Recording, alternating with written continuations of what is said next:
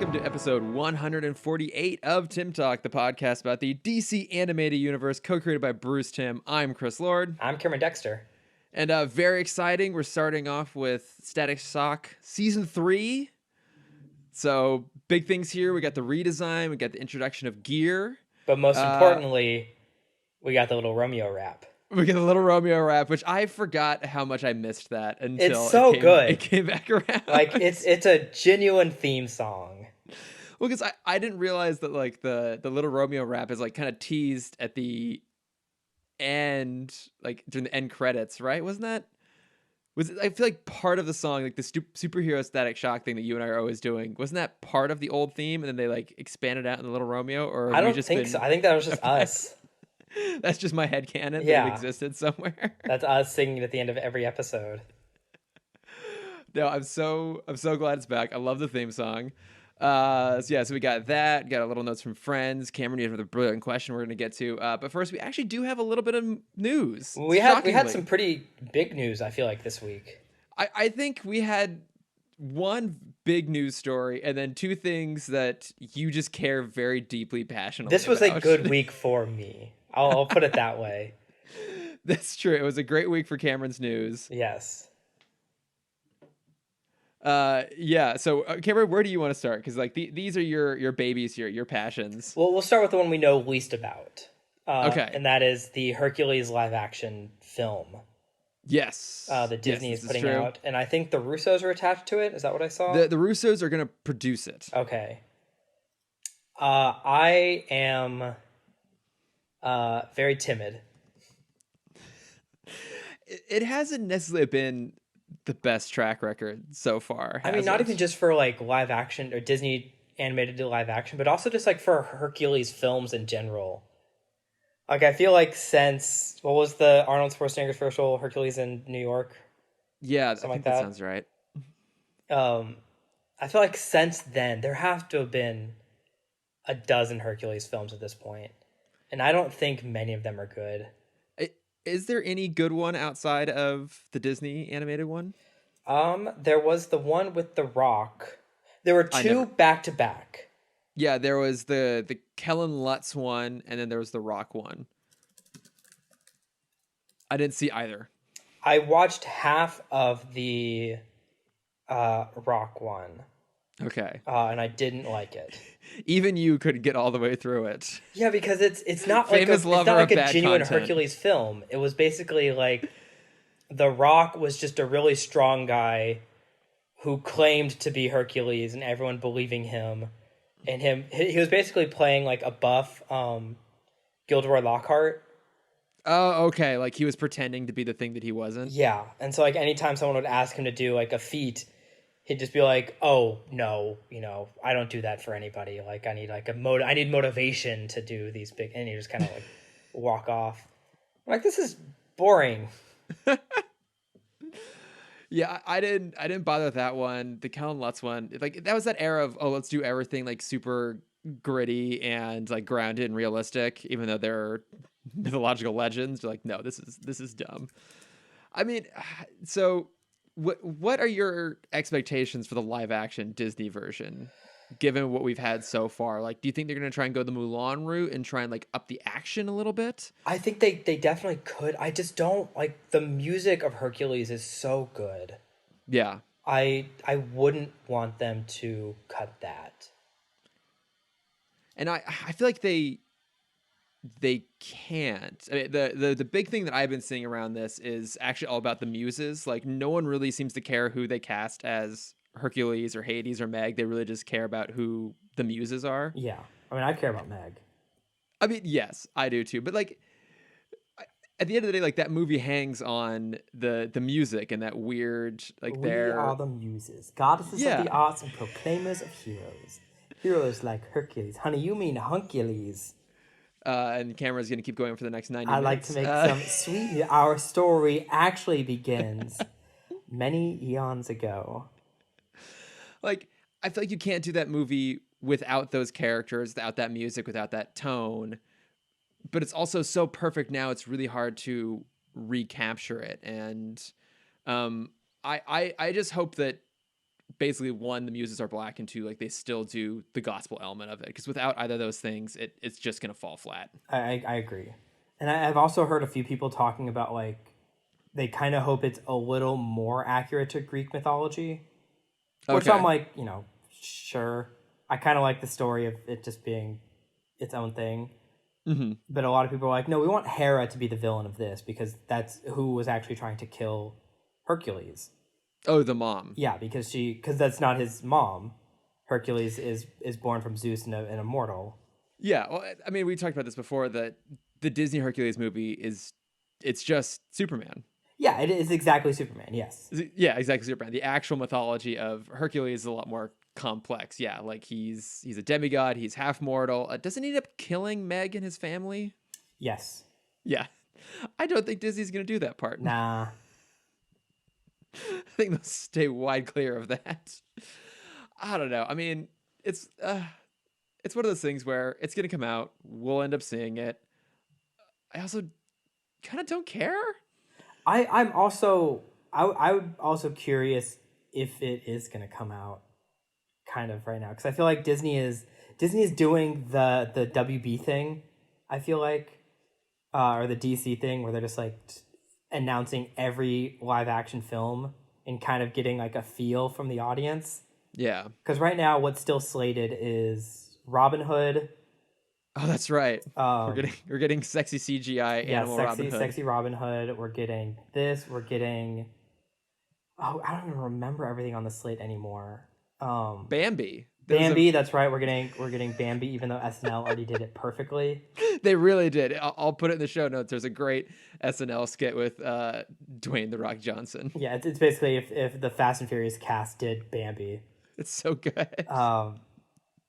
What else are we getting? I think Pinocchio. We're getting a Pinocchio. Oh yeah, but I think there have been multiple versions, because I think Guillermo del Toro was working on his own version for a long time too, that I want to say was maybe claymation. Well, then we're going to get another stupid Jungle Book situation. Yeah, I know. I think they're even talking about doing an Aladdin 2, a Jungle Book 2. Yeah, Aladdin's getting a spin-off. Because it's going to follow the other prince. Oh, the Billy Magnuson character. Yeah. Yeah. I mean, let's be honest. This movie will get made because, especially after the industry shutdown, all the studios are going to be desperate to only put out things that they know are going to be surefire successes. Well, I'm curious about that because that can kind of lead us into our second bit of news. Mm-hmm. The theaters and the studios are kind of in shambles right now because AMC made their grand announcement, their big dick contest with Universal, of saying we are no longer going to show any Universal films in our theaters. AMC being the biggest global chain, movie chain, and Universal being the house of Fast and Furious. What I really love about that is one of the biggest AMCs in LA is at Universal Studios. Yeah, at Universal City Walk, yeah. And I have a friend who works for Universal, and they, they'll do company screenings of movies there all the time. So I love that little fracas that'll come out of this. But I mean, yeah, so I think you know more about this than I do. This all started with Trolls.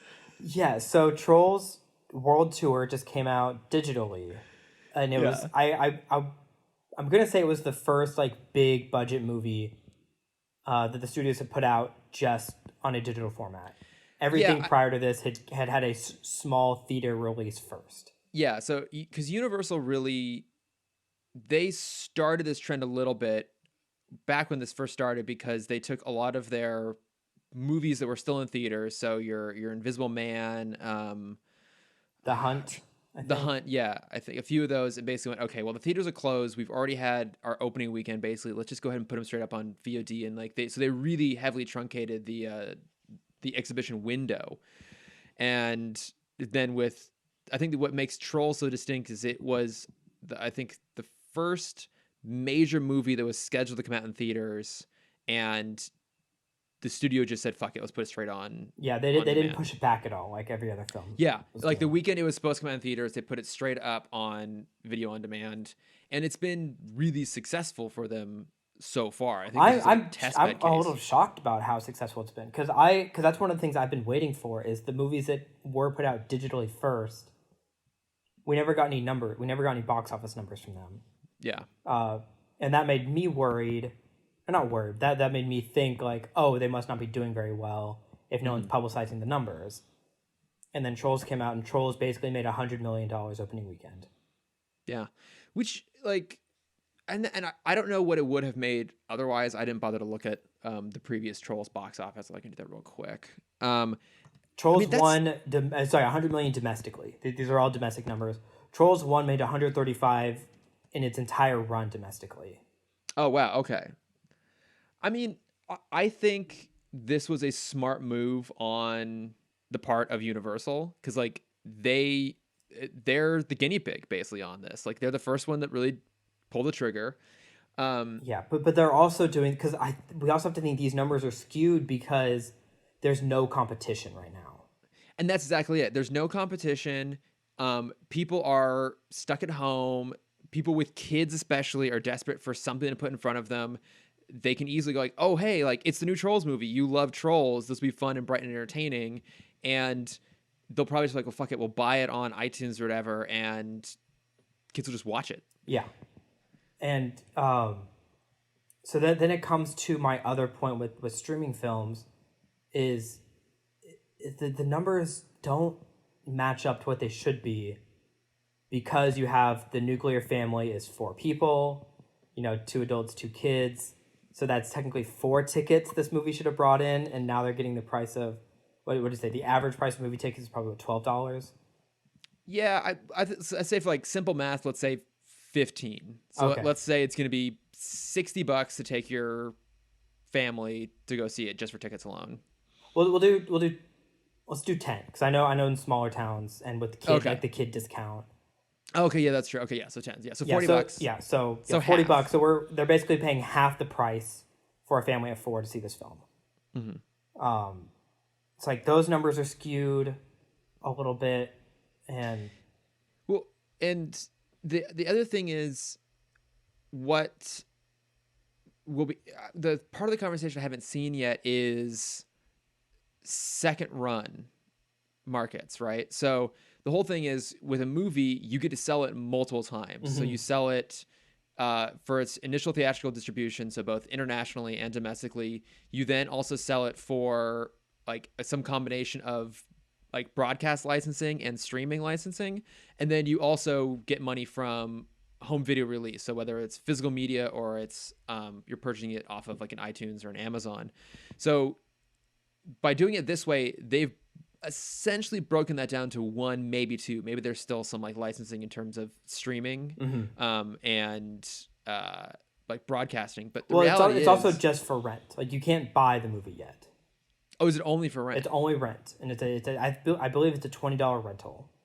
Okay, so that's because normally even new rentals are usually about the same price, usually 15 to 20. Well, I feel like rentals are usually like 5 or 6, and to buy it's usually in like 20. When it's new. Oh, okay. I guess I usually rent stuff once it's cheap, because I feel like usually they'll come out for purchase on like an iTunes first, and usually at the full cost of the movie, and then a few weeks later they'll put it out for rental at like $5-6. Yeah. Yeah. So this whole conversation about Trolls kind of led into the head of Universal putting out this tweet, basically saying like, "Hey," I think it was a tweet, whatever. Put out a public statement, basically saying like, "Hey, thanks everyone for renting Trolls. We've made a decent amount of money back from it, and it might open doors for future combinations of both theatrical releases and digital releases." Yeah. Basically doing like a good pat on the back for himself, because like this is a pretty big accomplishment. Like I would have never expected a film for opening weekend to make $100 million digitally. Yeah. And then here comes big bad. I don't want to even put them as the bad guy, because I kind of feel good for like for theaters standing up to the big chains, or like the big studios, because they've been pushed around for decades. I mean, it's definitely complicated, because it's like 2 huge corporations having like a dick measuring contest. Yeah, and no one wins in either of these situations. No, not really. I mean, I guess ultimately it works out better for audiences though, because now there's like competition. Well, it's more options at the end of the day, right? Like, there's definitely some stuff that I don't need to go see in a theater that I could very easily sit and watch at home, and I wouldn't, there's stuff that I will now skip going to the theater knowing that's going to come out sooner, and I'm like, oh, well, like, maybe I'll just go ahead and just, rent it at home and watch it anyways. So I think more options is good for us. But yeah, I mean, the relationship between... So what he said, what AMC responded with, because we didn't even get to that part, is AMC basically said, hey, fuck you and fuck your good attitude. You piece of shit. We're not playing any of your fucking movies in our theater anymore. And basically made the announcement that because of this Trolls announcement, he took that as an attack straight on theaters. Yeah. And AMC said from this point on, they will never show a Universal film in their theaters ever again. Which... Let's be honest. It's like, what the fuck was that response, AMC? This will all get negotiated out. Like, absolutely. This reminds me a lot of the Sony Disney thing over Spider-Man, where I think now these sort of battles are to some degree fought in the court of public opinion. And then there's actual like real legal negotiations happening in the background. Yeah. But I think there's also just so much of this just posturing over the internet and all these like, oh, well, let's make a big declarative statement like Spider-Man's never coming back to Marvel in that case, or in this case, like, oh, Universal is never going to be shown in AMC theaters anymore. But the reality is, like, someone's out there trying to figure out how to make it work because they both have money to lose. Oh, yeah. Can you imagine a theater not play? Like, as much as we joke about it, Fast and Furious is what makes, that funds 2 to 3 years of Universal's films. Oh, yeah. Like, and Universal has Bond coming up, too. Yeah, like, that's a $1 billion... Both of those are near $1 billion franchises. Yeah. I think it's basically guaranteed that Fast 9 will make more than $1 billion, and Bond will probably come... Pretty close. It depends on the quality. Like, Skyfall hit $1 billion because it was so good. So we'll see if it comes close in terms of quality. How did Scepter do? Scepter was like 600 million, something like that. Yeah, I don't remember the exact numbers on it, but Spectre was garbage. Yeah, so this is potentially $2 billion Universal could lose off of this. Not lose, because they would make, if they did it just streaming, which I would They won't. I don't, like, I love Fast and Furious. I love the theatrical experience of Fast and Furious. I would never watch that at home first. God, I mean, I do love the idea of me not having to go see another Fast and the Furious movie in theaters. But those movies, they're going to get theatrical distribution no matter what. The question becomes whether it'll be at an AMC. Like, this will get resolved. Yeah. And I we have time. Like, nothing's happening. Yeah, nothing's happening. There's time. And I also think that this is the test bed for this broader argument that's going on. And so a lot of people are looking at this as, like, the major battle that's happening in terms of, like, what the future of distribution is going to look like. Because all of it's up in the air right now. And I think everyone wants this to be, like, precedent setting, which to some degree it will and to some degree it won't. Yeah. So this kind of leads me back to our original conversation of you mentioned studios wanting to play it safe for the next couple years. I think we might get another Eisner another Eisner mentality coming out of this, where, back in the mid 80s, Disney wasn't doing super great with their film department. Eisner and Katzenberg come in and basically say, hey, instead of attempting to always have these home run movies, we're going to make huge bucks come out of it. Let's do just a bunch of small films that are basically just going to fund the next film. So we're going to put out, we're going to put out 3 Men and a Baby, which is going to fund Mrs. Doubtfire, which is going to fund the next film and the next film. We have these small successes just to kind of put our name back out there in a very positive light. No, I actually think it's a very valid argument, because I think a lot of the conversations right now are trying to figure out how to do things on the cheap, just because the capital's not flowing and no one yet knows how to reopen physical production. Yeah. And so I think there's going to be a lot of conversations like, oh, how can we find ways to do this smaller? How can we shoot with, like, a more skeleton crew? How can we do even more of this in post? Yeah. And like, we're going to have that combination. And then with the, with this streaming battle or the digital battle that's going to start emerging, I think I funny enough think we're gonna go back to the mid '90s, early 2000s days where it's just gonna be like trashy straight to digital sequels. I mean, Netflix definitely has that market cornered, Yeah, right? Like, absolutely. I feel like they put out so much content and none of it's ever really talked about because it's all, in terms of I think their TV department is a little bit more bold and ambitious in their film department, which tends to just be like, this is the sort of palatable shit people want to see. Yeah, and so I think this is a potential direction that we can see entertainment going in soon.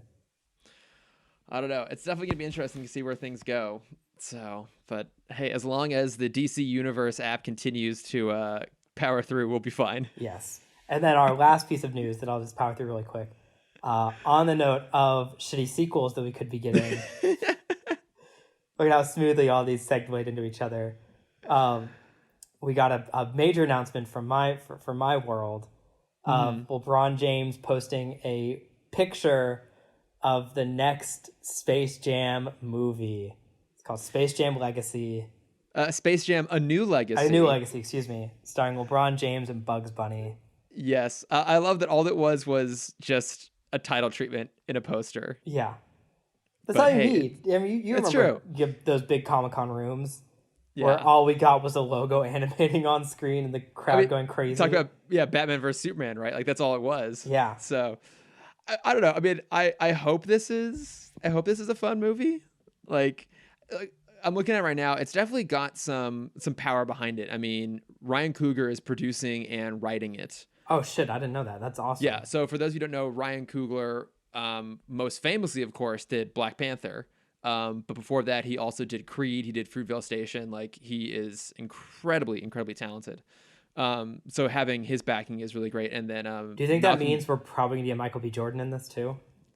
I would love a Michael B. Jordan cameo in there somewhere. He's definitely gonna be in there. That's the thing. He is.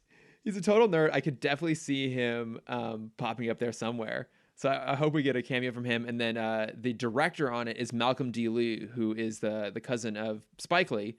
I'm looking at his credits right here. The Best Man. Oh my God, he did Undercover Brother, which is fuck yes. That movie is so goddamn funny. There's one aspect of that film that I remember that is always in the back of my head, and it's the hot sauce. Oh, he's got the watch that dispenses hot sauce. Yes, and I never remember what it's from. I'm like, oh right, it's from Undercover Brother, because he doesn't want to eat a bland sandwich. He hates mayonnaise. Yeah, understandably so. Mayonnaise is awful. It is. But that, honestly, guys, like that movie, if you haven't seen it, go watch it. It is an underappreciated gem. It is so smart and so funny. I think it's a movie that came out like in the shadow of White Chicks, and I think that's why no one talks about it. I know, but it's amazing, and it's got this incredibly stacked supporting cast. It's got like Dave Chappelle like right before he got big, and same with Neil Patrick Harris is in there too. Oh, I didn't remember. Oh, he is. Yeah. Yeah. Guys, I honestly forgot that Malcolm Lee had directed that, so I'm 100% like back on board with this movie now, knowing that. And like, okay, he also has other credits. Like he did a Girls Trip, which is hugely successful a few years ago. that was pretty good. Yeah, exactly. So hopefully, I have a good feeling about this. I think it's pretty solid. And it's funny that this news came out. So my friend Eric, he did a birthday power hour VC last night, and so he played like, I don't know if you guys know what a power hour is, but it's like every minute over the course of an hour you take a drink, and he played like this mixed playlist, and the Space Jam theme was on there. Hell yeah. And it was this beautiful throwback, and it's been stuck in my head ever since, and I'm pretty happy about that, actually. It's good. I've got no complaints there. All right, shall we get into the meat of our subject this week here with some more Static Shock? I'm ready. All right. So like I said, season 3 premiere, Hard as Nails. Very exciting. This is the beginning of the redesign era. The animation definitely got stepped up a bit, bigger budget in place here. I much prefer the new designs. It's so good and clean, and there's not nearly as much purple. Yeah, there's nowhere near as much purple. Everything's a little bit crisper. Yeah. Yeah, and so the premiere is Hard as Nails, which it's a revisit of his good old partnership with Batman here. So in this one, I've already forgotten the main character or the main villain's name.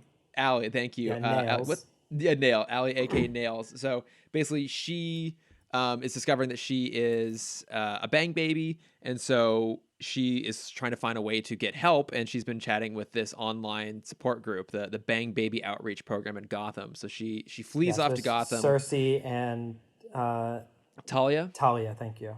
Exactly. Yeah. Yeah, and only discover that it's, of course, Poison Ivy and Harley Quinn out there to basically make a quick buck off of the Bang Babies, and so they recruit her to help with the heist. And it's kind of fun actually, because this does a pretty good job of portraying Allie in a very sympathetic, understandable light. Yeah, and it also shows, you know, the difference between Batman and Static, which is great. Even though I think they do kind of almost villainize Batman, where it's the same story we had in a Batman episode previously, where, you know, the police just want to go after these villains, where Batman's like, no, we need to be a little more sympathetic to them. Mm-hmm. That I feel like that torch was just passed down to Static. It plays out in reverse. Yeah, where Batman is like, oh no, you know, Allie is now teamed up with these two hardened criminals. She is now a criminal because of that. And Static's like, no, like, no, she's just confused. She's a teenager. She's just trying to find something. Yeah. Yeah, I would agree with that. I think Batman's portrayed as, he's an antagonistic character in some ways. Yes. Like he is meant to be the counter argument to Static's optimism. And like I like how that dynamic plays out. It also fits in a lot of ways. Like, you know, because this is also a Batman who's been operating for a really long time at this point. Yeah. And he has good reason to be cynical. You know, I mean, I think, it was like the third season of BTOS is when he was always trying to give his villains the benefit of the doubt. Oh yeah, it was the the Poison Ivy episode where she turned a new leaf, but instead she was just making her own boyfriends. Exactly. Yeah, she was just making these weird monster thingies. Yeah. Plant monsters. You know, Harley had her own episode like that. I mean, Riddler had a reform episode, but no one expected him to turn because he's just a pompous little shit. Exactly. But yeah, he's well justified to be skeptical about this, and he at least lets, he even says to Virgil, like, we'll play it your way. We'll see if she, how she behaves, but if she, goes too far, like we're taking her down just like we would the rest of them. So I don't think you mentioned this yet. So the reason that she teams up with Harley and Ivy is they have promised her a cure, a Bang Baby cure. Yes, that's right. And the two of them do have a good argument of like, Allie's very skeptical of like, I don't want to work with two criminals. Like, no, we're doctors still. Like, I'm a fucking chemist and she's a psychiatrist. Like, we are meant, like, we could be helpful people to you. Yeah, that's absolutely true. Like, they have the potential to go and help people, and they just choose not to. Mostly just decide not to. Yeah, and I like, before that line, I forgot about that. Like, we obviously know their backstory, but I'm like, oh, that's right. Like, these are two people that definitely could lead a Bang Baby cure department. Like, they could be helping these teens. Yeah. How do I reach these kids?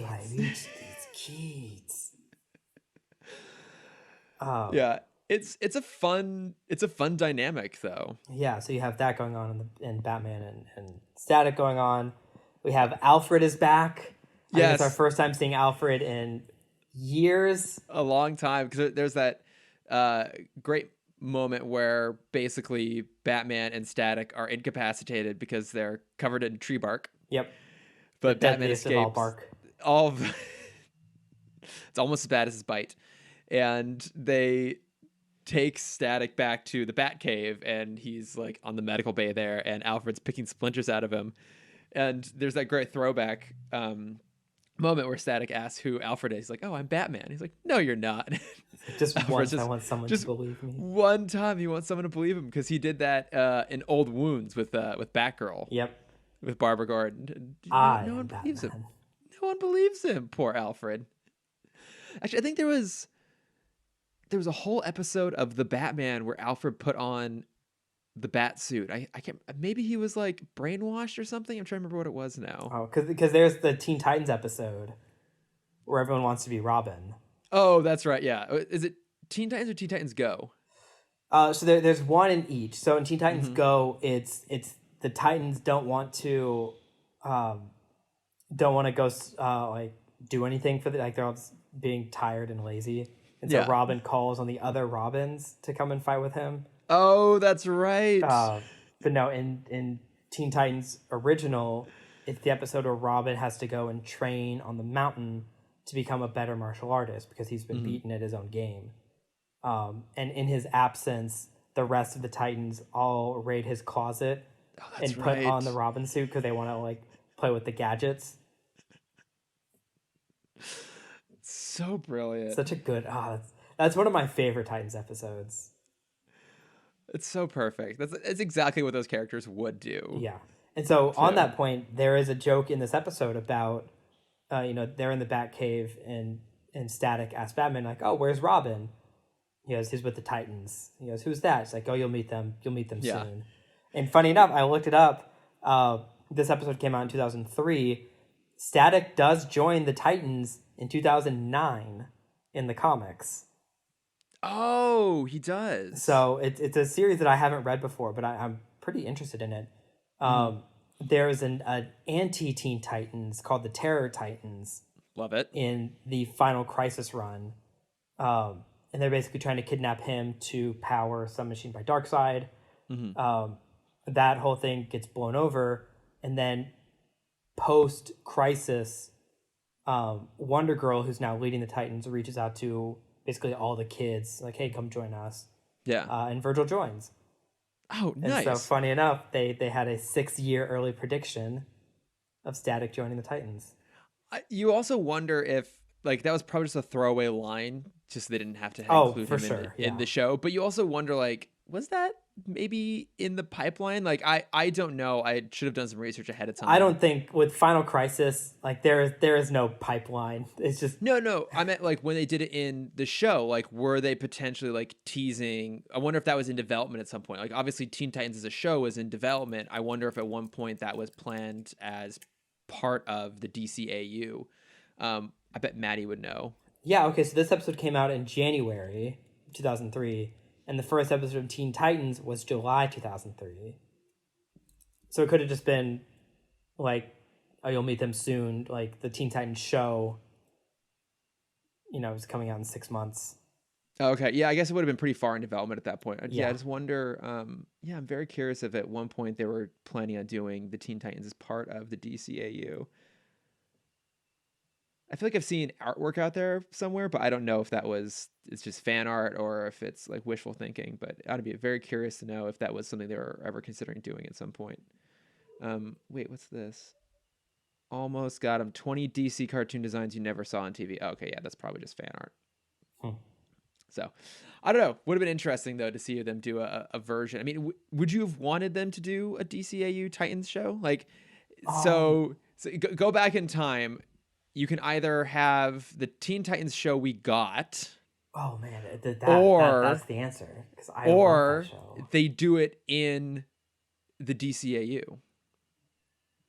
So like you throw in Robin, you're gonna have let's say it's probably gonna be more based off of the popular characters at that time. So it's probably like Supergirl, Robin. Maybe they'll throw in they'll probably throw in a Speedy and an Aqualad. Like maybe we'll get some new characters. So let's say we'll get a Jericho in there because they're gonna tease Deadpool, Deadshot, no Deathstroke. God, they're also fucking similar. Deathstroke, yes. I know which would you choose? Slade. Which would you choose, Cameron? Oh, the one we got. The one we got is a masterpiece. I think that's fair too, because Teen Titans is amazing, and then I haven't seen a lot of it, but the stuff I have seen of even Teen Titans Go is super fun for its own right. And then I really feel like Young Justice is the tonal successor to the DCAU. Absolutely, anyways. Yeah. Young Justice is if the DCAU did Teen Titans, it would just be Young Justice. Exactly, yeah, and I think that Teen Titans and Young Justice are both like amazing shows in their own right. Well, I actually, now that I think about it, it would have just been the Young Justice League. So we would have had a Miss Martian for Manhunter. Yeah. We would have had probably some version of Wonder Girl. Yeah, Wonder Girl, Superboy, Robin, Kid Flash. Yeah, it would have just been everyone that's in the Justice League show, just just younger versions. Yeah. No, I'm glad that things panned out the way they did because the other Teen Titans shows we got were really fantastic. And I also just remember before I knew anything about DC Comics, trying to theorize who all these characters were. Oh yeah, like what their powers would be. Well, not just the powers, just the big question at the beginning was who is Slade. Mm-hmm. It is repeated multiple times in the first episode in the pilot, and I remember there's a moment where at the end of Apprentice Part 2, the season 1 finale, where Slade's mask breaks, and you see a poof of hair that's the same style as Robin's hair. Mm-hmm. And being a kid who knew nothing about any DC Comics back in the day, just theorizing it's Robin's older brother. It's Batman in disguise, secretly training him. It's a future. Yeah, it's a future Robin. Actually, that's a good point because I didn't know who Deathstroke was when I watched Teen Titans. Yeah, and I think it was actually years later that I figured out oh right, it was Slade. They just went by Slade. His first name, yeah. That's such an ominous name too. It is. Again, Teen Titans Go. They nailed it. Yeah. But what I love about that throwaway line though is, that does make the Titans in some form canon. Yeah. In the DCAU, the fact that we never see them again, I assume means that it just totally fell apart. Maybe they had an initial workshopping meeting, and eventually I was nah, this ain't gonna work. Yeah, they're already doing it better in the studio over. Yeah, it's true. Yeah, it just didn't pan out anywhere. But it was a fun nod, anyways. Mm-hmm. But no, I love that nod. It was fun to see Harley and Ivy back too. They continue to have great chemistry. They're super fun. I love Harley's intro music. Oh yeah, because is it the same intro music they did for? I guess it's a little bit different than when they have for the Joker and Static. But I think it's the one they used in New Batman Adventures. I think it's I should know this because it's a score, but I'm pretty sure it's either the same music from the Laughing Fish or it's similar to it. Okay. When he's got the or no, is it? Oh no, which one was the one when he had the barge? That was the last laugh, I think. Oh, I don't remember. It's been too long. Yeah, I can't remember either. Yeah, but I love that they have her music. I love that she's in a big blimp with the Harley Quinn ears on it. It's very Gotham. Yes, always love a good blimp. Yeah, I love that she just totally embraces that bad dad jokes are her shtick. Mm-hmm. And I'm getting mad at Ivy whenever she tries to tell a joke. Tries to make a pun in there somewhere. No, it's fun, and I like that they kind of strong arm Nails into helping, and she's really reluctant to do so. And even at the point where she realizes, we're not just stealing a few of these gold bars. That's their whole scheme. It's that they're going to attack this Federal Reserve shipment coming in on a boat. We're not stealing a few. We're basically robbing the whole thing. She's like, why? I don't want to be a criminal. I don't want to be a part of this. And to then see Harley and Ivy turn on her was really great. Mm-hmm. It's showing that, at the end of the day, they're just looking out for themselves and they're criminals. Yeah. They're bad guys. They'll totally betray somebody. But not each other. No, never each other. Which makes you wonder, did I can't remember in the episode, did they say they had worked with other Bang Babies, or was Nails the first one that actually showed up? They say they have, but I think we don't know if it's actually true or not. Yeah. I don't know how you felt about this, but this is the first time I realized what Nails' power actually was. And I've seen this episode 4 or 5 times. What? She's basically just Colossus. She's got metal skin and nails. Yeah, I never got that she had metal skin. I always thought it was just she had just grayed out skin, and then she could extend her nails in a very a saber tooth kind of way. Yeah, they definitely don't establish very well that she is metallic. Yeah, because you see I guess it's supposed to be a shine. Yeah, you see on her body, but it's I think because it doesn't move like how a shine would move, because that would take a lot of animation time. It just looks like it's just a blotch on her over her eyebrow, a blotch on her arm. Yeah, you almost kind of assume that her whole body is just like really, really dense. Yeah, and so Like that's nail why material. I didn't click with me until like she fell in the water And then at she the end of the sank. episode. I'm like, Yeah. oh, she's a metal person. She's actually metal. Because even earlier when she shoots her nails at Static and he reverses them back on her, I didn't assume they were metal. I just thought it was yet another example of Static being able to control Anything. non-metallic objects with his Yeah. powers, which he does in this episode. He takes the blindfold off with his powers, even though it's fabric. Yep. But it's bat fabric. It's bat fabric. You know what it is? It's Batman's cape material from Batman Begins, where you like run an electric current through it Yep. and it goes rigid. Mm-hmm. It's that. Oh. Yeah, so in the end, Allie does team up with Virgil and they take out Harley and Ivy. And then yeah, and then it ends with her actually going in for like a treatment, which is cool. Funded by the Wayne Foundation. Of course. Because he has that moment when he like, because Bruce Wayne loves to show up at things that he doesn't need to be at. But what a good like CEO he is. Like what a good head of business where like even the little people, he'll still show up for a couple minutes. Like, hey, how are you? Yes, this is because of me. Mr. Wayne, did this for you. Don't ever forget it.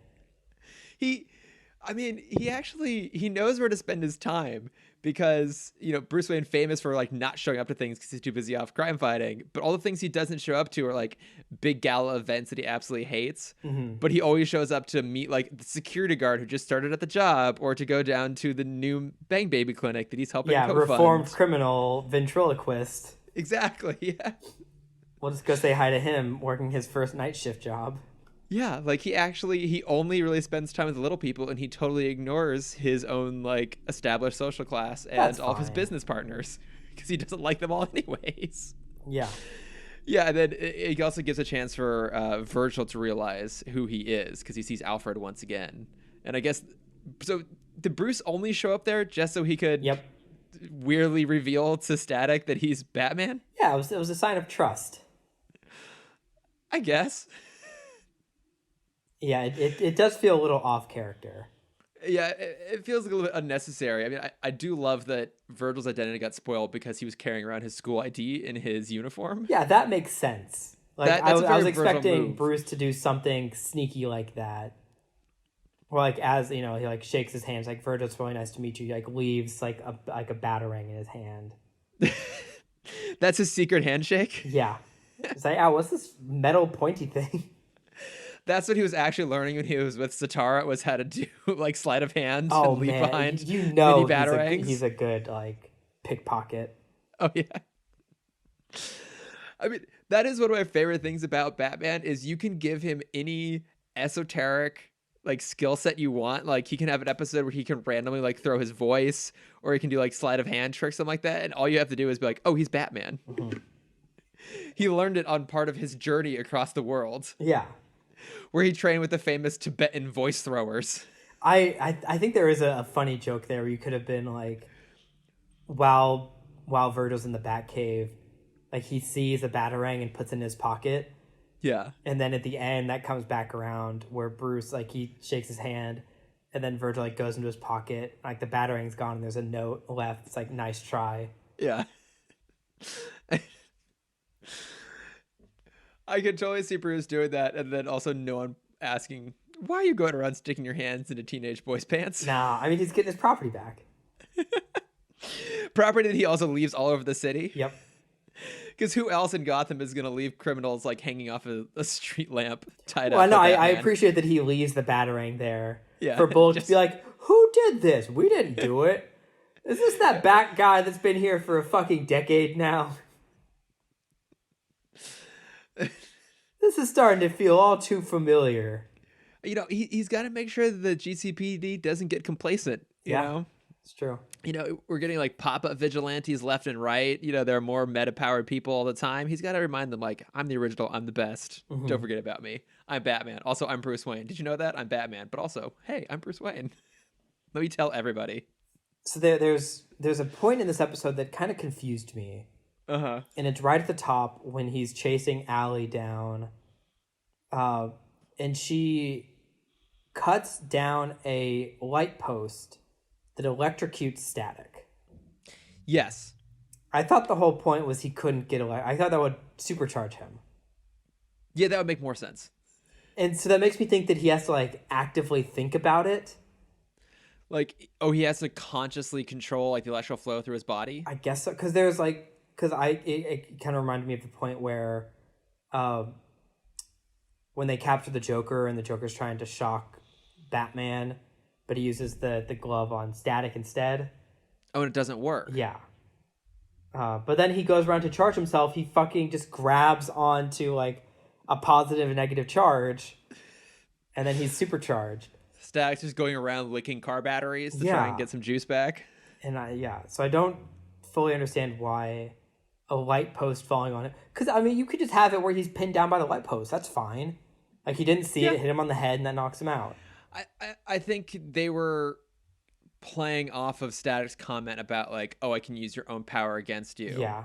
Oh, that's so true. They had, yeah. Yes, they had, and even though it doesn't make any sort of sense. But yeah, that moment was a little bit odd. One other thing I do want to mention is this episode has great music. Oh my god, the chase, the alley chase song is so good. We get, if you include the new intro, we get 3 original songs in this episode. And I love it too because each of them has like 2 lines of lyrics basically just on repeat. Yeah. But they're great. So it's like One Step when they're chasing her down the alley. Chasing Allie down the alley. Mm-hmm. And then there's the other one, Me and My Homegirls, where every time it's Harley and Ivy and Nails on screen. Yeah. And I love that. Yeah, I think so. Next week we're getting 2 of my favorite episodes. Okay. And if I remember correctly, it also has one of my favorite like character songs. Oh god, I love it. I do love that they like actually put in some original songs in this. Yeah, no, like this has good music. Yeah, their actual like in-universe music is pretty much garbage. Like anytime they're actually like hanging out with some musician, it's fucking terrible. But like just the beats, but their non-diegetic music in this is solid. Boom, boom. That's a fucking hit right there. That's a hit. We've never heard anything like this before. We're gonna be drowning in platinum records. Yeah. Oh god, I love it. But I genuinely really like this episode. Actually, like it's super fun. It actually, it fits well in the broader DCU canon too. Yeah, and we also have a good website. We see the Gotham City website. Oh, that's true. All the municipal maps. Yeah, where it has in the bottom corner there's a button that said, "Why are you moving to Gotham?" Did it actually? Yeah. Really appreciated that. I missed that, but that's so good. I love that idea that the Gotham Tourism Board has just given up and they're basically trying to actively dissuade people from moving there at this point now. We have enough shit here. Yeah. Do you want to live in squalor and constantly get harassed by supervillains? Do you want to get poisoned on the regular by the Joker? Or frozen by Mr. Frozen Freeze? by Mr. Freeze? Or, I don't know, harassed by a penguin? I'm surprised we don't have like a P.T. Barnum villain for Gotham, where like they move to Gotham and they kidnap all the villains and kind of put them in this like villainous circus. Oh, that would have been fun. That would have been so interesting. All right, start working on the fan script. Yeah, I mean even Joker could do it. Like we'll do Joker a live could definitely read. be like a great P.T. Barnum parody. Also, where I thought you were going with that was who supplies animals to all the villains? You know, like we've talked about the headquarter designer, we talked about like the costumer to the villains, like who is out there supplying your penguins, your hyenas? It's Joe Exotic. Real life supervillain Joe Exotic. You know what? You're 100% right. Yeah. 100% right. All right.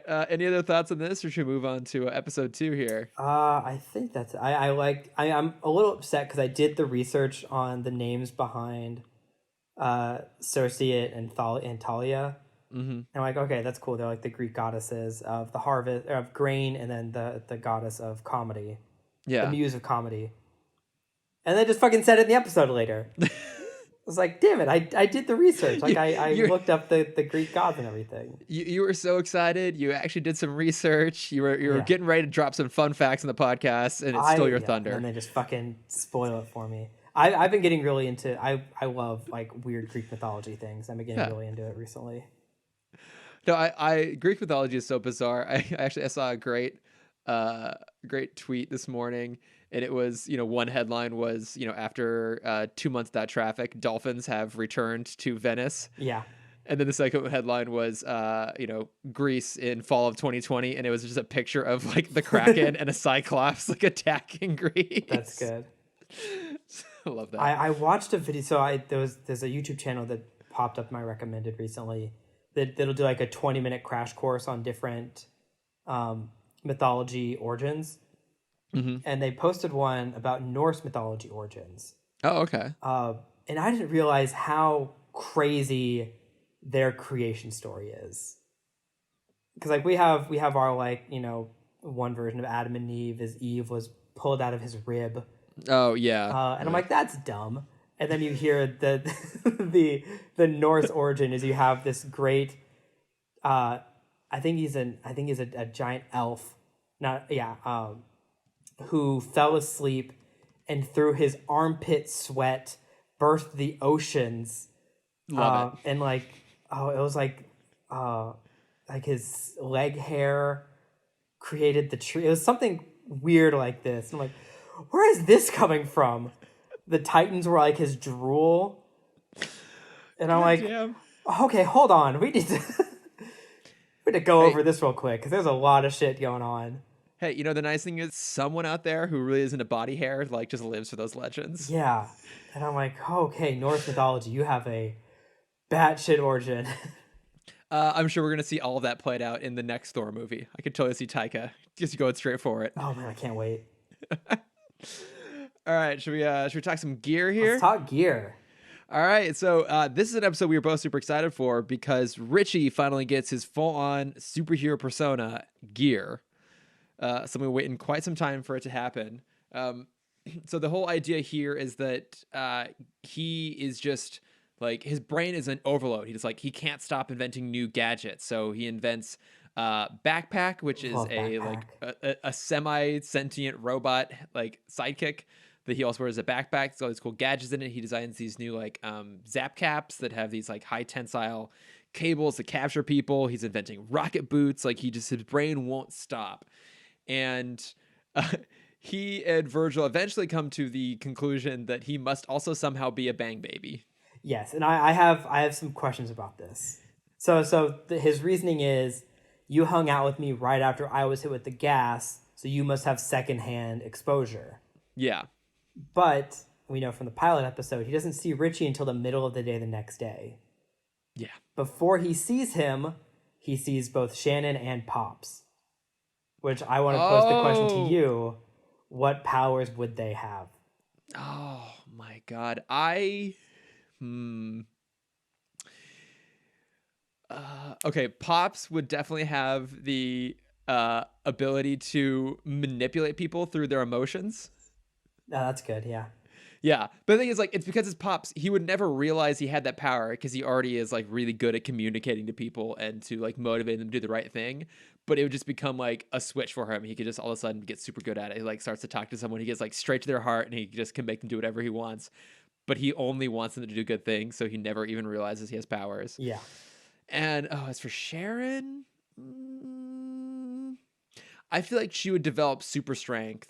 And she would discover it when she goes to throw something at Virgil and it knocks him the fuck out. Okay, because I had a similar thought. I think she would be the upper body version of Kangor. Of like, she like tries to slam a door and just like shatters the door. Like, I mean, it doesn't help that Sharon does not really get enough screen time to make her feel super nuanced. We're kind of going off of like stereotypes here for these characters, but I think that works. I would actually love to see like a super buff version of Sharon, because she already has like this really like commanding, intimidating presence. The idea of like Virgil being even that much more scared of her, yeah, would be amazing. Well, I don't think she would get like not in like the physical aspect of Kangor, just the like how Kangor can create earthquakes by stomping. Yeah, she would do that just by like clapping. She'd have like a supersonic clap. I'm here for it. I want to see it. There was also another quick tangent when you talk about like Pops not realizing he has the power.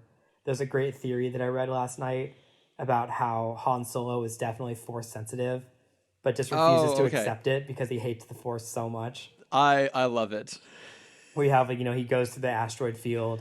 What would usually take like a very force sensitive Jedi to make it through, he does it with ease. Mm-hmm. The force sensitive people are always like, we have this foresight where we know when something bad is going to happen. But of all the characters that get to say, I have a bad feeling about this, Han says it 3 times and everyone else says it once. Oh. And the joke at the bottom was like, how great would it be for all of these amazing accomplishments that Han has achieved, for everyone to just pass it off, be like, oh no, that was the Force. Like, you didn't do that. That was, and like how angry he would be about it all. It's like, no, it doesn't exist. It's not a real thing. I mean, it makes way more sense than Finn all of a sudden being force sensitive. So. Yeah. Which we only learned about the fact from the visual dictionary. Yep. Yeah, I do think it's an odd rationale they use to explain like why Richie all of a sudden now is like a bang baby. Like, it's been dormant for so long and like slowly building up. I mean, it's mostly just there as an excuse to like justify why his like gadgets are like that much more impressive. Now, and make new toys. And make new toys. I can't remember. Did Richie ever become Gear in the comics? I don't think so. Let me look this up real quick. Because I can definitely see that being a thing they would write into the show. Oh, it looks like. Oh, I don't like that photo that popped up. What? I wonder. I don't know. Maybe that's the thing they introduced in the comics after the fact. I'm texting you this photo because it's the first thing that popped up when I typed in Static Shot Gear. Oh, is it him when he's fat? Oh no, it's him like seducing the camera. Yeah. What is? I don't like that at all. Oh, that's going on Instagram. What the hell? Like, Richie is a great character, a total sweetheart, and like the best friend you could ever imagine. This photo makes him look absolutely 100% like a sexual predator. Oh yeah, I mean, this is a fuckboy through and through. I don't know if I could even go fuckboy on this. This is more like your creepy, like a high school teacher who everyone knows is gay, but it's not like look. We're not living the modern era. We're back in like the 2000s when we were in high school and like no one really would talk about it, but he's just like a little bit creepy and lecherous. Yeah. Oh god, this is horrifying. Yeah. Absolutely horrifying.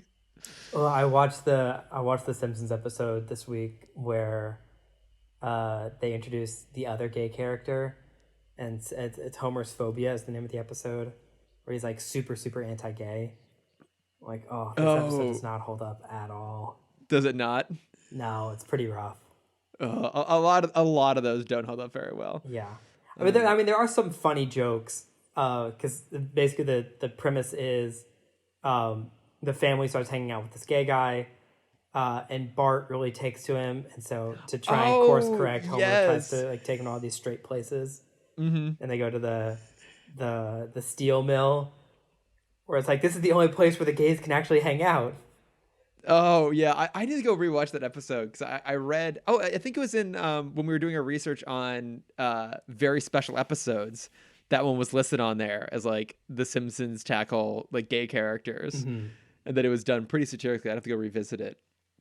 But I think that's where that amazing clip of Bart wearing like the huge 1960s blonde wig.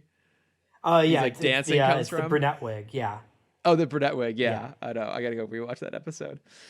But yeah, it's kind of an odd thing for them to just all of a sudden be like, okay, now Gear has superpowers. But I'm glad they did it because I think one of the best parts of this show is that dynamic between Virgil and Richie, and so having him actually be out on the front lines rather than like constantly lurking in the background is fun. Yeah, and it's a slightly odd power set, but I don't know, they do some fun stuff with it. Like, what'd you think of his gadgets that he created? I love his gadgets. Like, Gear was like the hero I always wanted to be as a kid.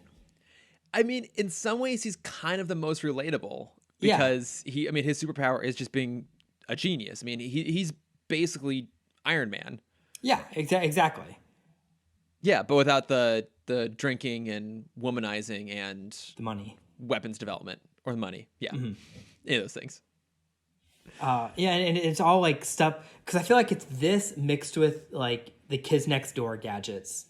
Oh where yeah, I was like, oh man, I just want to like build things as a kid. I mean, I like even backpacks. Like it's a fun design. Yeah, backpack's awesome. The skates are just like normal skates that he attached rockets to. Yeah.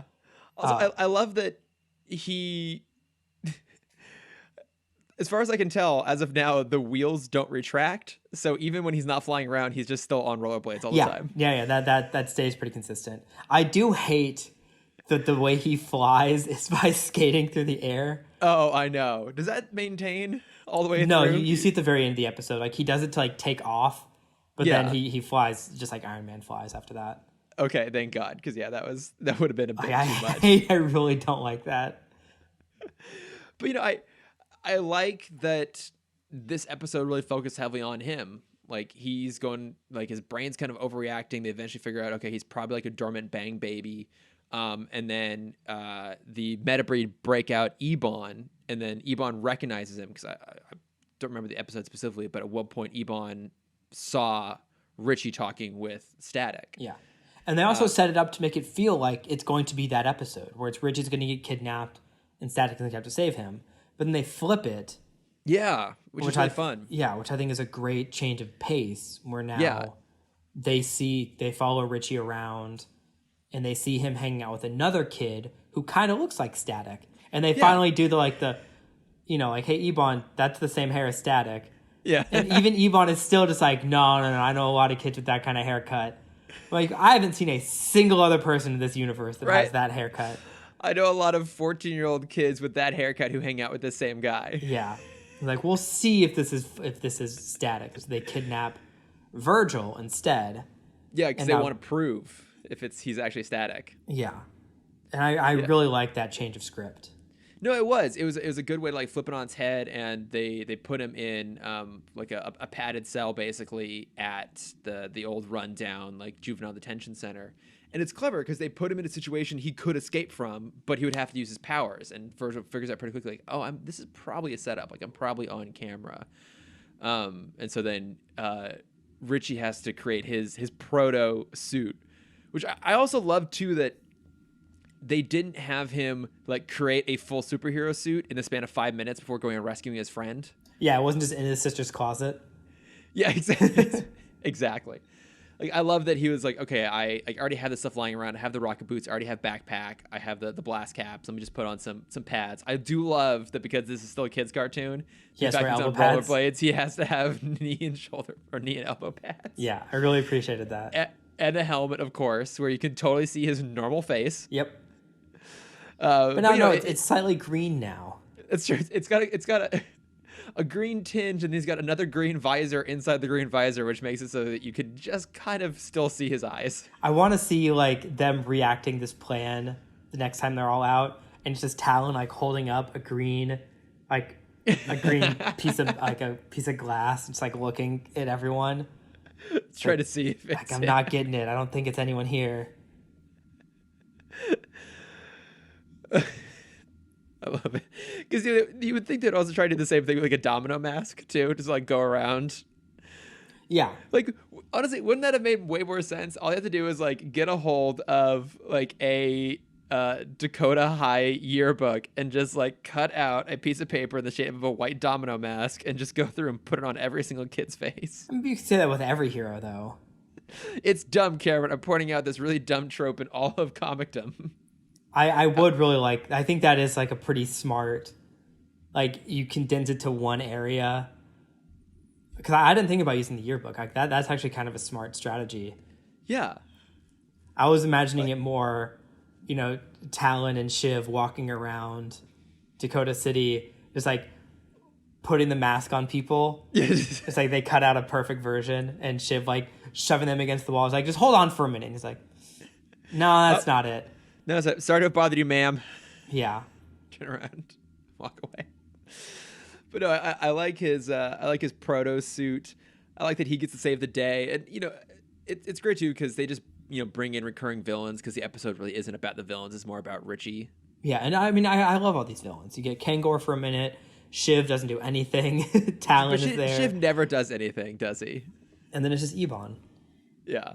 And Ebon's always great to have in there. And like they all get defeated like really quickly because, Virgil or Richie shows up and busts out. Or no, he does actually pretty clever. He uses backpack to put the camera on loop. So Ebon thinks that Virgil's still in the cell. So even when Virgil shows up in full static costume, he like looks back in the monitor and goes, "Oh, I guess we got the wrong guy. Whoops." Yeah, no, I really liked that. It's a pretty clever way of putting up that ruse, because like as soon as there's an episode where like, oh, I think I figured out Static's identity, you then have to like create some sort of weird doppelganger. Yeah, you need to Martian Manhunter the situation. Exactly. Or what did they do when it was Sharon? Oh no! It was the kid made an illusion. That's right. He made the illusion. Yeah. I was trying to remember how they did it. There's always some sort of trick there, so I thought that was pretty clever on their part as a way to resolve that. But no, I mean, like, I love that we're in full on like duo mode now. I think they're really, really great together. It's gonna be super fun. I mean, you can also tell that I think this episode was probably originally designed to be the season 3 premiere. Oh, it makes a little bit more sense, like, because the new intro includes Richie in full gear costume. You're like, wait, where did that come from? And he even makes a comment about like, oh, cool, you're wearing the new costume, the new Static costume. But I think they were also like, oh no, let's put Batman in the premiere episode because you want to get those numbers. Yeah, and also I think the next episode also doesn't have gear at all. Oh yeah, because he's in Africa, right? Yeah, I love this episode so much. Yeah, this is like one of the often talked about episodes. I'm excited to get to that next week. Mm-hmm. But I mean, this was like a really good week, actually. Yeah, I think these are two of the strongest episodes. Oh yeah, I'd say so. I think they're both super fun. I really love the redesign here. Like, obviously, the most dramatic change is Static. Like everything else is kind of still the same, more or less. Yeah, Ebon still looks the same, but like they didn't change his animation at all. I just want to bring up again like how good he looks when he's moving, like when his body moves around.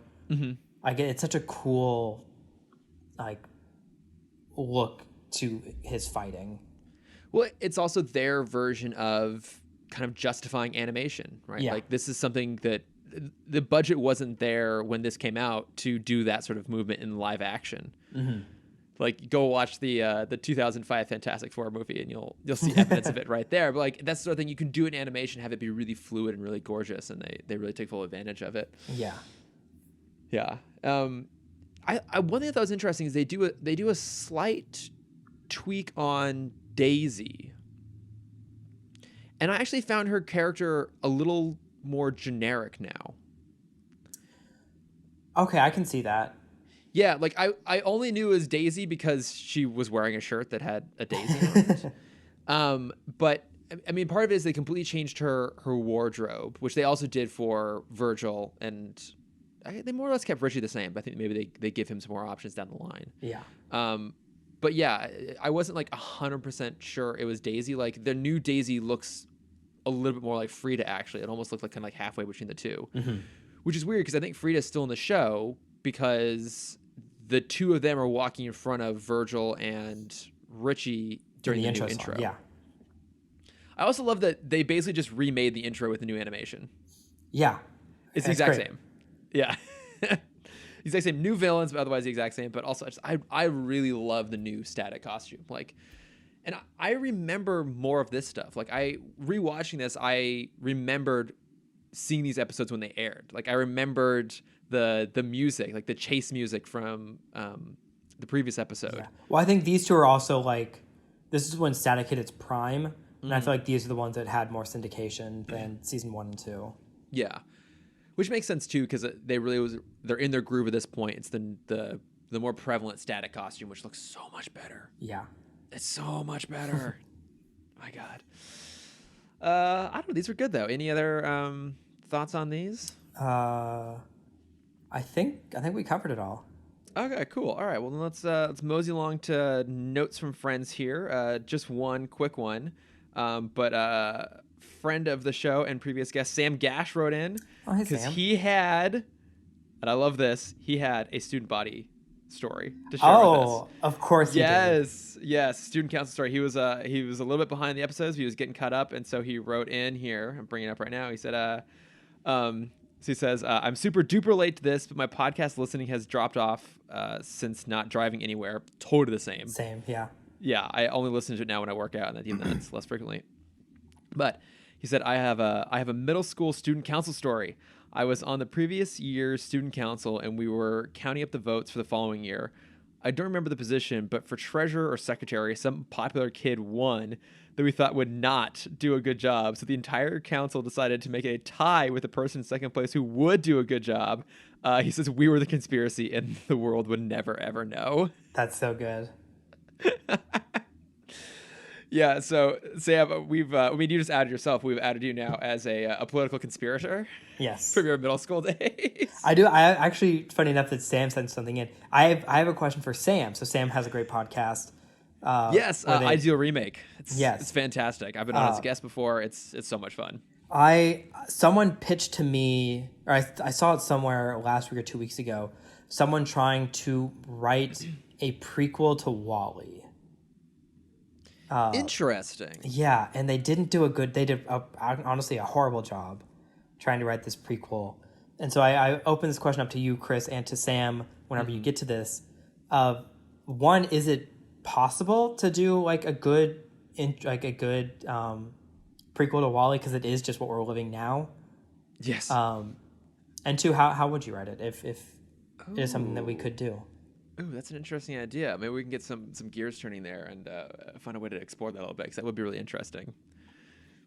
All right, and then, Cameron, you are like the master of really good questions here, and so kind of, to add a little bit more material to the podcast, because news is going to be a lot slower during the lockdown here. I'm introducing a new sandwich. You like that? Or new sandwich we're going to do. Great. A new segment called Cam's Question Corner. Great. I'm here for it. Cam's got the questions. All right. So, Cameron, you had a great question that you threw out to me beforehand. So we're going to explore it a little bit, and then we'd love to hear listeners' answers too. But what's your question this week? So in the midst of this kind of live action dominance in theaters, where every animated film is getting a live action remake, what are some live action films you think would thrive in an animated format? Okay, so I spent some time today trying to figure out what to answer with this, because I feel like you have to kind of justify why it's going to be animation to some degree. Right. Yeah, and so also a lot of stuff's already been done. Like, I'm trying to think about like the major live action properties that I love, and they've all been done in animation before. Like, obviously, Star Wars has multiple animated series, including the Clone Wars, which you and I are both rewatching right now. Mm-hmm. Star Trek has done an animated series. I'm pretty sure they're actually working on a new one too. That's all supposed to be like just the general crew members around the ship. Okay. So like Star Trek's been done in animation. Even James Bond has James Bond Jr. for way back in the day.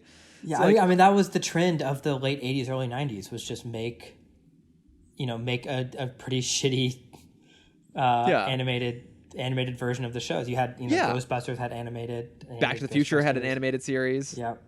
Like it's been done in so many places that I was trying to figure out. Like, fuck, even The Mummy actually had a pretty good show. Men in Black had a pretty good one. Men in Black too. had a pretty good one.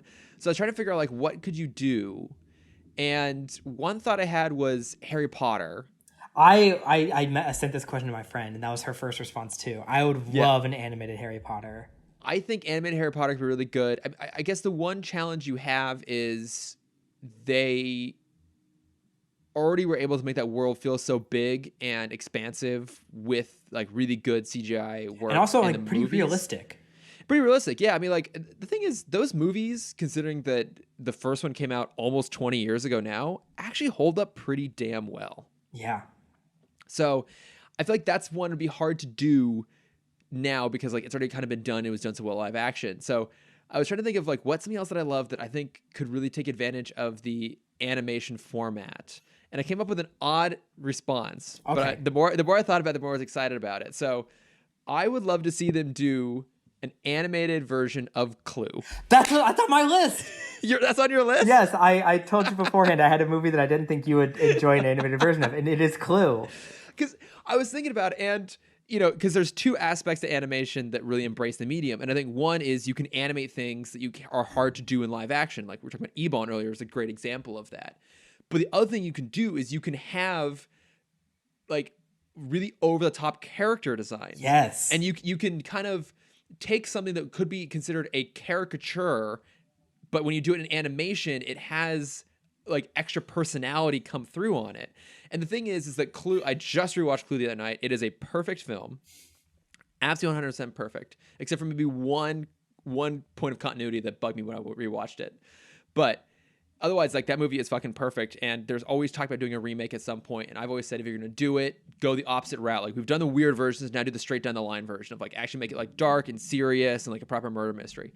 But that's not going to happen. They're clearly going to do a comedy. If you're going to do a comedy, it's always going to feel like a facsimile of the original movie. So just do it in animation and do really like over the top crazy character designs. And then, you could also like ramp up the murders a little bit too.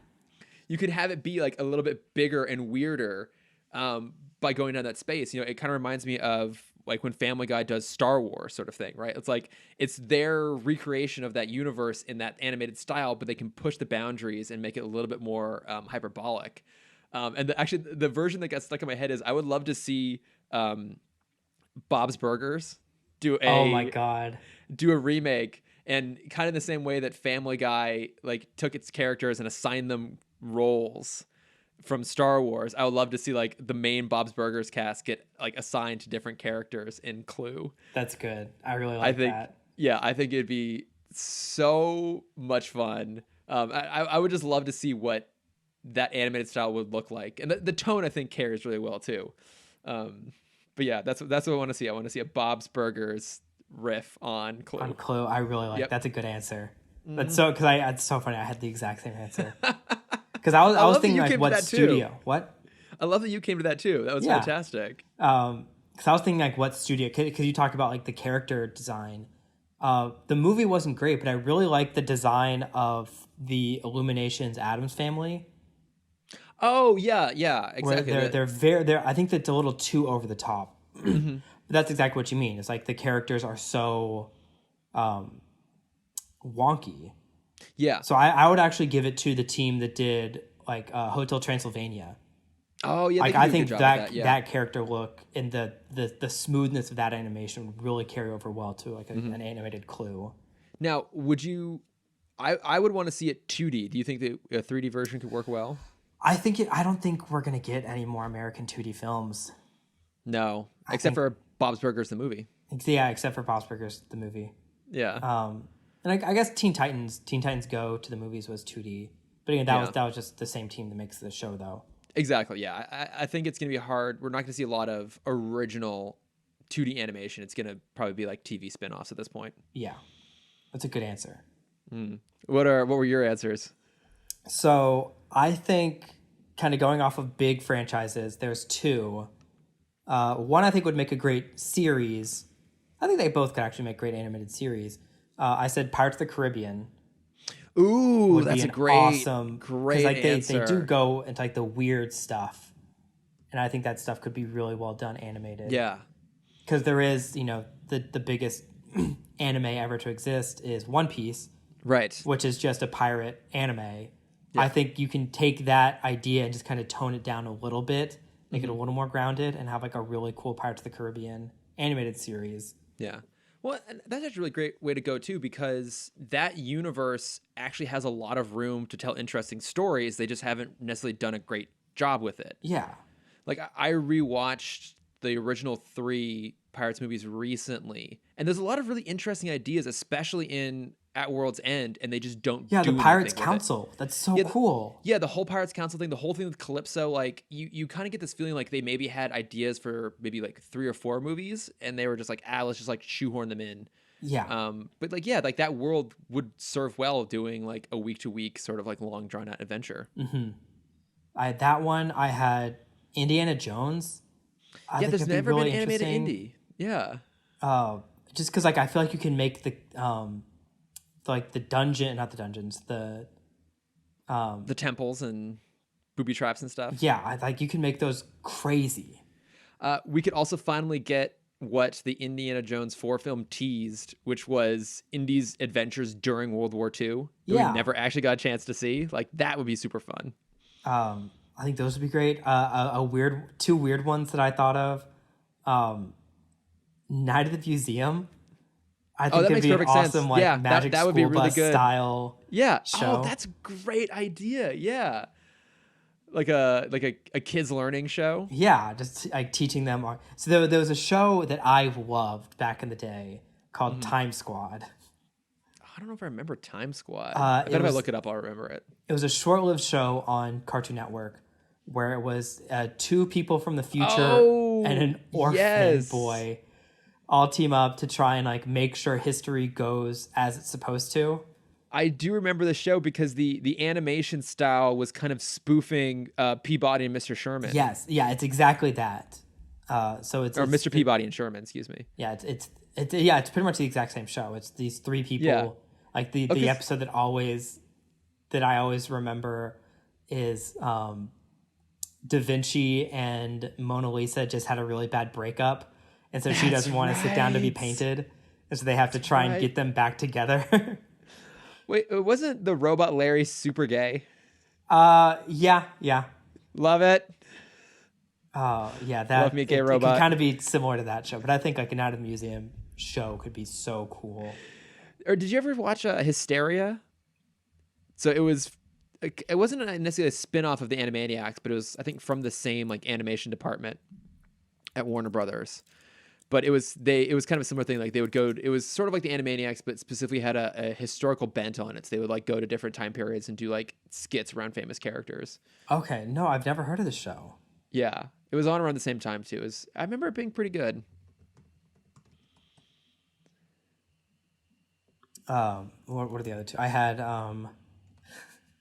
Spy Kids. Yes, Spy Kids make a lot of sense. Yeah. That could have a cool like straight to video sequel or animated version. Mm-hmm.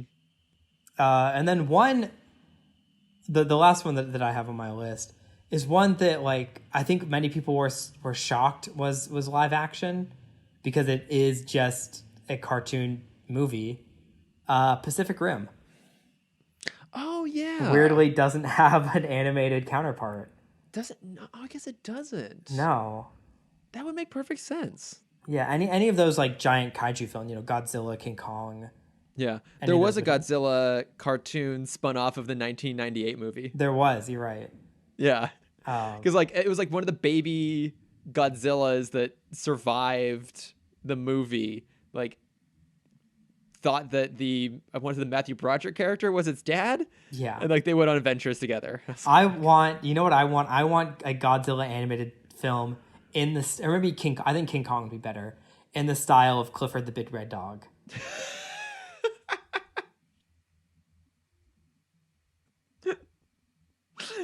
Yeah. Or what was the other one? The other kids Nickelodeon show was Maggie and the Ferocious Beast. Did you remember that one at all? That sounds familiar.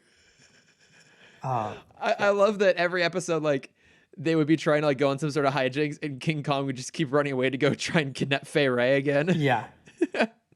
Like all he's doing is just like snatching blonde ladies off the street and climbing towers. I'm here for it. I'm so here for it. Yes. Because obviously it's based off of an animated film already, or an animated show already, but we were supposed to get a Popeye animated film a couple years ago, and we have test footage of it, and it looked really good. It was the studio that did the most recent Charlie Brown movie, where it's this like I think the studio kind of went under at this point. I remember the sneak peek for this. Yeah, it looked really good actually. Yeah, and I don't know what happened to the studio. I don't know. I mean, that is such a thing, though, isn't it? It's like you take an old cartoon, and then in the 80s or 90s, they did a live-action remake that sometimes was good, sometimes was terrible, and then they go back and do an animated version again. Oh, it was just supposed to be a Sony picture. Oh, it's too bad we never got it. Yeah, Tartakovsky was supposed to animate or was supposed to direct it. Tartakovsky, he's so good. Oh, what a shame. Yeah. And then yeah, they canned it so they could make Transylvania 2. Oh, what a goddamn shame. Yeah. That would have been a good one. But yeah, those are my answers. I'd love for people listening, if you want to send in your idea what would be some good live action films that would make great movies or animated series. Yes, would love to hear people's answers to that. Yes, and then we will shortly after send all of our ideas to Netflix.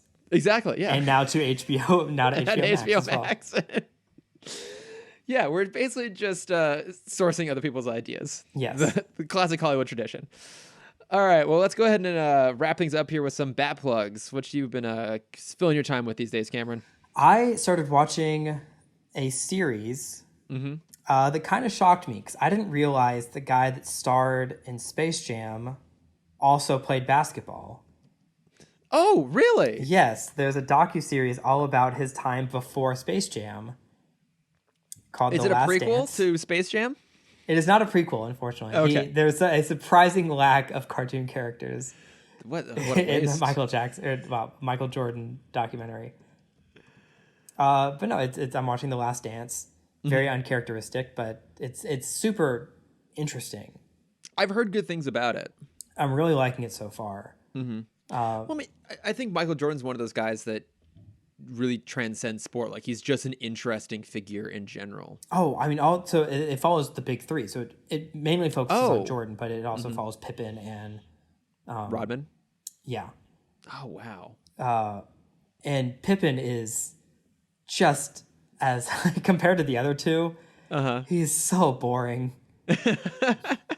Well, I mean, to be fair, like when you're going up against Dennis Rodman, a lot of things you're going to seem boring. Yeah. So they kind of frame it where the main bulk of the story is, or I guess the through arc of the documentary is following their last season together. Okay. But then each episode so far starts off there and then jumps back to kind of when to like an important story from their early seasons. So like the second episode is all about Pippen, and it jumps back to when he first joined the Bulls, and then the third episode is all about Rodman when he first joined the Bulls. And there's a great story they tell about Rodman, which I thought was great, where it's in the last season. He went up to the head coach and to Jordan. He's like, hey, I just need like a couple days to just get, like, I need to go party. I just need to go and drink and go crazy. It's like, you have 48 hours. And after 48 hours, you have to be back here. And then it cuts to where a commercial would be. And then it opens back up. He didn't come back after 48 hours. That almost sounds like a plot of a 90s spec script movie. Yeah. Of like, world famous athlete needs 48 hours to like just anonymously go have a crazy party. And along the line, he like maybe falls in love or learns a lesson. So they interview Carmen Electra, who was his girlfriend at the time. Oh, that's right. Yeah. And they talk about, like, she tells from her perspective, like, I had no idea that there was a 48-hour limit to this. We're like 4 days into partying and drinking, and like we're in bed together, and I just hear this pounding on the door. It's like, it's Jordan, open up. And she's like, I just hid. Like, I didn't want Michael Jordan of all people to see me like this. It's like, I just hid in the bathroom. Like, I didn't want to see any of this go down. That's brilliant. Oh my God. Also, name I've not heard in a long time, Carmen Electra. Yeah. Welcome back. But no, it's a pretty good documentary. It comes out weekly every Sunday, I think. So the next two episodes come out tomorrow. Which platform is it on? I think it's, weirdly enough, I think it's on Hulu, but it's produced by Netflix. Oh, interesting. Yeah, so it's on ESPN. I think because it's live on ESPN. Oh, okay. That's why it's on Hulu then. Yeah. Yeah. Okay, that makes sense. Oh, yeah. I've heard good things. Let's go check that out. Mm-hmm. Nice. But yeah, that's kind of all the new stuff I've been watching recently. What about you? I finally finished American Gods, the book. Oh, nice. The Neil Gaiman book. I started reading it, I guess, right around the time of the lockdown started. Because I've had it on my shelf for a long time, and I like Neil Gaiman. I'm like, okay, check it out. I think I've discovered I actually don't like Neil Gaiman's writing. Okay. it like the thing, it's weird because it's not an anti-plug the way you had one on the last episode. Like it is objectively good. Like as I'm reading it, I'm like, okay, like he is a really incredible writer. I think, if I'm being perfectly honest, I think I'm too stupid to get his writing. Interesting. Like it's kind of a long book. It's like 600 pages, and when it eventually got around to its point, I liked the story that it was telling and I like what it did, but it took so long to get there. It was very meandering, and it's not a book that necessarily does a good job of setting up like mystery and payoff. Like there's a bunch of stuff that's happening that is seemingly disconnected, and by the end of it, it more or less is disconnected. Because the general idea, the general story is that this guy Shadow gets released from prison, and then he's hired by this guy Mr. Wednesday to be like his like helper / like bodyguard enforcer. And Wednesday claims to be a god, and he claims that gods live in America, and they were brought over with like people from their original nationalities. So like, you know, there's like leprechauns and African gods and Norse gods that now like live as like human-esque figures in America. Mm-hmm. But then there are also new gods, like the god of internet and of media and stuff like that. And like there's this war brewing between them. So it's an interesting setup, and there's a lot of interesting ideas, but there'll be these interludes that'll just go through like a certain god, how they made it to America sort of thing. And they don't really tie into the rest of the story. And it just felt like a little bit ambling. And I remember not necessarily loving Stardust, the book, when I read it. And I also remember not really loving Good Omens either, kind of for all the same reason, which I'm like, I like the idea here, but the meat's not on the bones.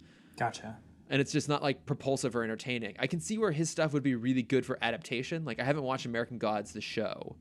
But like I like Stardust the movie much better than Stardust the book. So I don't know, like it's objectively good, but it didn't quite work for me. And I think I've just kind of realized like maybe his style of writing is just a little bit too slow for me, a little bit too ambling. But okay, but I mean it's interesting. Like I said, it's good. It just wasn't quite my taste. But I'm glad it's done. Good. I'm glad you finished it. I was like, thank you for the review. Yes, I was like begrudgingly forcing myself to finish this fucking book. But all right, I think that's it for this week. I think we did it. We did it. So yeah, would love to hear your guys' thoughts on the new static design, which is your preferred version, or just your thoughts on these episodes if you have them. Would love to hear what you think would make a really good animated adaptation of live action property. Like that was a fantastic question, Cameron. So I'm really curious people's answers. So but if you want to find us, we are at Timm Talk Pod on Facebook, Twitter, Instagram, and Gmail. And you can find me at Lordifer on Instagram and Twitter.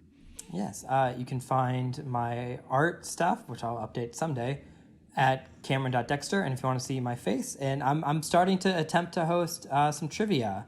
Yes, we did one last weekend. It was super fun. Thank you. I don't think I'll do one this week, but next week I'll try and set up another one.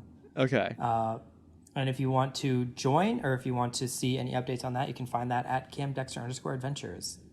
Boom, boom, boom. And we have one more final announcement this week, which is that given that things have slowed down for the both of us with the lockdown, we're going back to doing weekly episodes. Yes. So if you guys were missing us in the off weeks, which I don't know why you would, but if you did, don't worry, we're coming back. We'll be back. We're back. So we'll be doing normal weekly episodes. Occasionally, there'll probably be a bonus episode instead of a normal static episode. For example, the movie Scoob is getting a direct-to-digital release coming up soon. Yes, it does. And as we were discussing before the podcast started, we don't actually talk about Scooby-Doo enough. Not at all.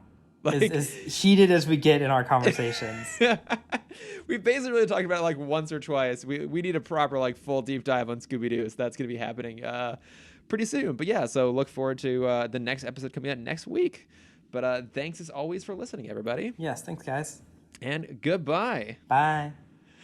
Superhero static shop. Whoop, whoop. Superhero.